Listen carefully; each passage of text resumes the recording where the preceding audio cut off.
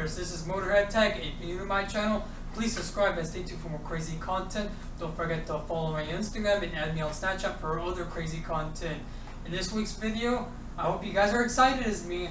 I am installing a really cool product provided to me by AoonAuto for my 2013 Audi A4 project car, and this is what the product is about. Two LED lights that go inside the door bowl of your car. So if we go to the bowl right here, now we got this LED light that I'm going to be installing in the door bowl behind the door handle. And this is going to be a bit tricky and it will require some customizations because my door handle is not like the regular door handles you will see on their page. I have like a slanted curve right here, so I will be using a Dremel to cut this corner out and make it flushed in and look really nice. The first step upon buying this product right here, you will need to measure your inside door bowl with the measuring tape. As before you order the product, you're going to need to send in your measurements to them. But what I did was I used a special type of measuring tape to get the most accurate measurement for the customization and cutout for them to give me. And it may not be perfect right now, but that's the reason why I have a Dremel. And other tools you will need is interior trim removal pieces. You're going to need probably a soldering station if you want to solder. If you don't want to solder, you could always resort to the method of heat shrink tubes, which you just grab a heat gun, you blow it, and it closes up the connection with the lights when you connect it to your car. Now my soldering station is an all-in-one. I have a volt tester right here so I could test out the voltage of the car and test out how many volts I need. You're supposed to run this under 12 volts. I'm going to take a look at my car, see what the connections is in a second, but you also need Torx bits to remove the door panel.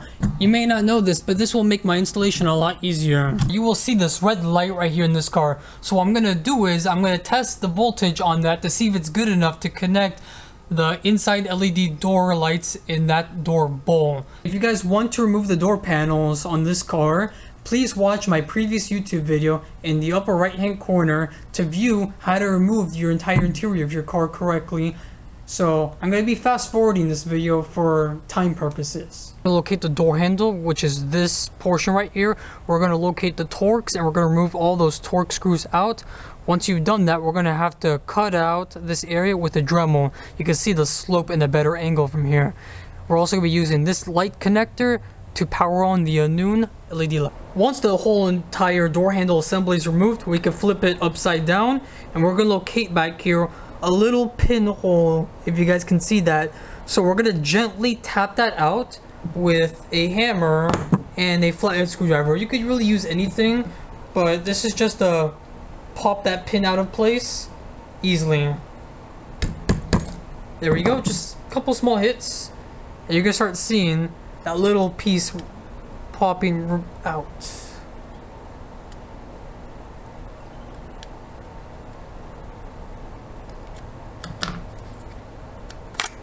See, it came off that easily. Now we can pull it out and we can remove the spring. Set that off to the side, and now your door handle comes off. This is going to be the most difficult part of this entire process, is customizing this piece to fit in here flushed in without damaging the rest of the housing. So we're going to have to outline what we need to cut first. So we're going to try to piece this in a spot we like. I'm going to grab my flathead. I'm going to just make an engravement on the plastic housing. Once I have that engravement made, you can see the scratches I've made. It's gonna be kind of hard to tell, but you can see I decided I'm gonna just flush it in. As you can see, it's kind of hard to tell. There's gaps, but it's practically flushed in. What I'm gonna do is I'm gonna reuse the plastic and use my soldering station to melt the plastic to do some plastic welding. As you can see right here, this is just the start. I'm not done with this, but I will show you the outcome in a time lapse. I wasn't so sure if I was going to use the 3M tape or not, but I'm going to try to remove it carefully. Still power is on. And if you notice, the sides glow up, but I'm going to have to cover that so it looks flushed in. Now this is what plastic welding looks like. It's not the best, it's not the prettiest, but it gets the job done. But we're still not done yet. We have a lot more to go. But this is what it looks like from the front. almost flushed in, still needs a little bit more tweaking, but I finished the plastic welding in the back using the original Audi plastic. I didn't want to use a different type of plastic because I was afraid it wouldn't stick or hold on to this correctly, but it looked ugly. Don't worry about it. We will sand it down and we will have it smooth with this black plastic welder that I purchased off Home Depot for like $5. So what I'm going to be doing with this is I will be reinforcing the back, covering the rest of the holes. Once it's dried, I'm going to get my Dremel or manually sand it down so it just looks flushed and even, and this is going to be smooth in the back. The other alternative method would be to use the spongy piece to put it in here to even out the surface. The only problem I have with that is that when you put in the LED light, it's going to be popping so far out that it's just going to feel uncomfortable when you grapple it. This is the reason why I'm going to be cutting the hole on the second handle.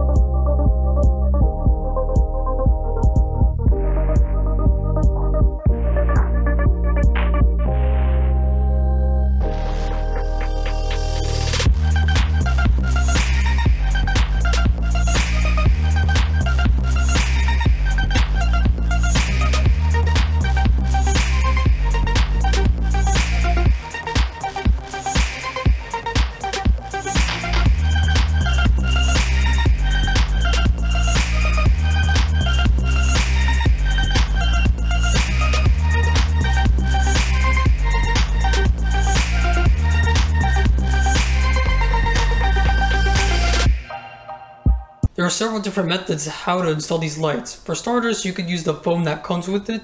The second one, you could use a special type of silicone adhesive glue like this one right here. Or the third one, you don't use it at all and you leave it empty. Although I did start this one, I'm just going to leave it as is, remove the tape.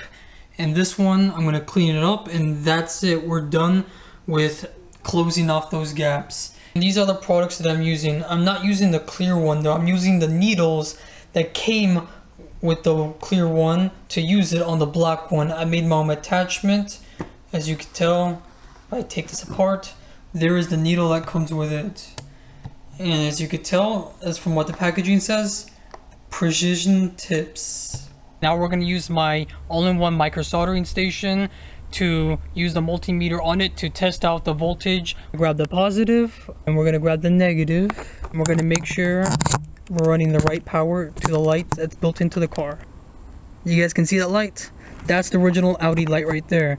So now we know that this side is positive and this side right here is negative. So we look at the wire, the red one is positive and the brown one's negative. We're going to splice into it, and then we're going to cut the original wire right here and solder the aftermarket light onto these wires.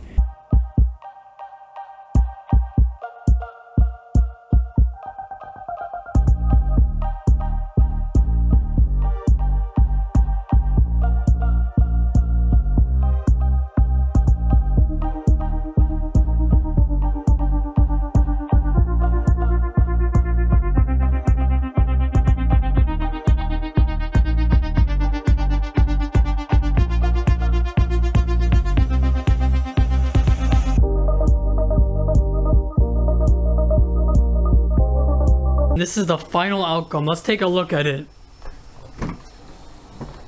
Oh, that one turned on. And this one turned on too. Okay, I turned off the flash and this is what it looks like. So cool, so nice, and so clean.